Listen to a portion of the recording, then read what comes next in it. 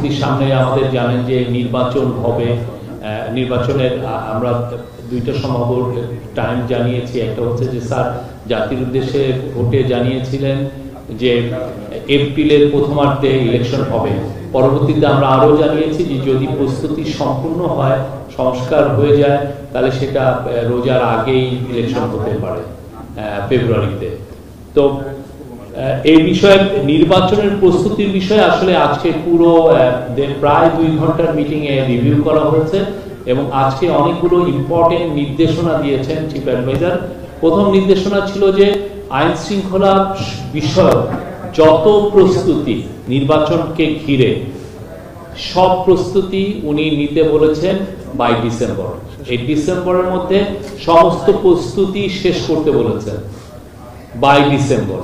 মানে এই প্রস্তুতিগুলোর মধ্যে অনেকগুলো বিষয় আছে, যেমন আইন শৃঙ্খলা বাহিনীতে 17,000 নতুন member of security forces like police, BGB, coast guard নেওয়া হচ্ছে এই নির্বাচনকে সামনে রেখে।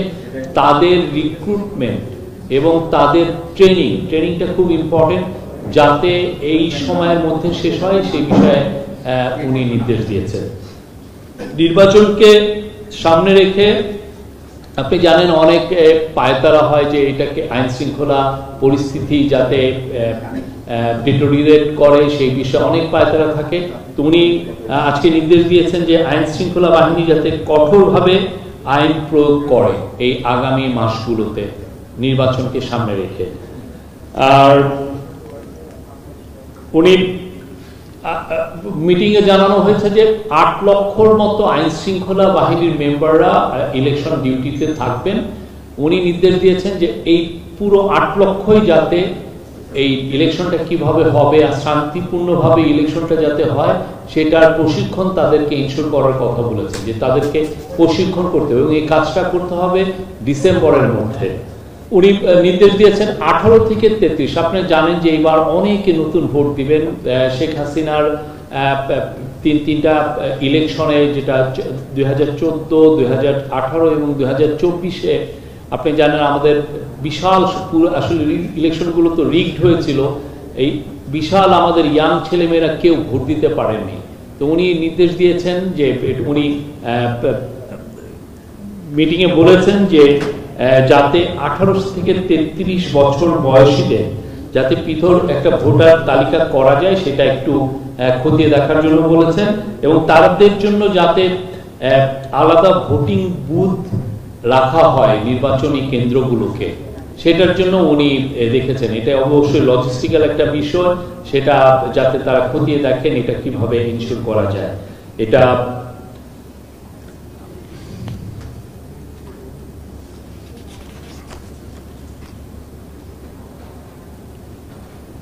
নির্বাচনকালীন সময়ে আইন শৃঙ্খলা বাহিনী কিভাবে ডিপ্লয়েড হবে এটা একটা ইস্যু।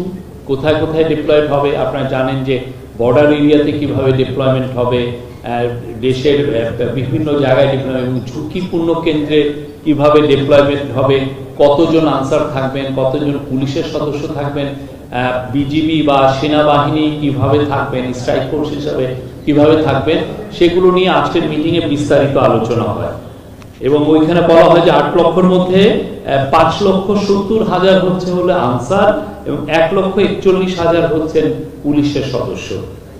উনি পুলিশকে বাংলাদেশের 47,000 পুলিশ, ওরা মিটিংয়ে বলা হয়েছে যে 47,000-এর মতো ভোটিং কেন্দ্র থাকবে এবং তারা দেখেছেন, অ্যাসেসমেন্ট করে দেখেছেন যে 16,000-এর মতো ভোট কেন্দ্র হচ্ছে ঝুঁকিপূর্ণ হতে পারে।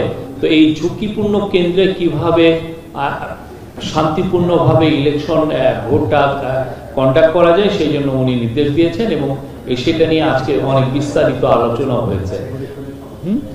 তার মধ্যে যেগুলো মেজার চিন্তা ভাবনা করা হচ্ছে নেওয়ার জন্য, এবং সেটা হচ্ছে যে পুলিশের বডি ক্যাম রাখার জন্য এবং প্রত্যেকটা কেন্দ্র যাতে সিসিটিভির আওতায় আসে সেটা একটা নির্দেশনা দেওয়া হচ্ছে এবং এই সিসিটিভি গুলো যাতে মনিটরিংটাও ঠিক মতো হয়। মানে আমি সিসিটিভি লাগালাম কিন্তু দেখা যাচ্ছে মনিটরিং হচ্ছে না, সে বিষয়ে প্রশিক্ষণ নিতে বলেছেন এবং খুব এটা নিয়ে কাজগুলো করতে বলেছেন।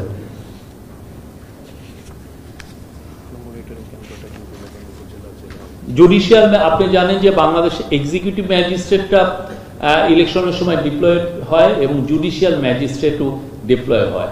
তো একটা মিটিং অবজার্ভ করা হয়েছে যে জুডিশিয়াল ম্যাজিস্ট্রেটদের অনেক সময় এই ভোট বিষয়ে তাদের প্রশিক্ষণের অভাব থাকে।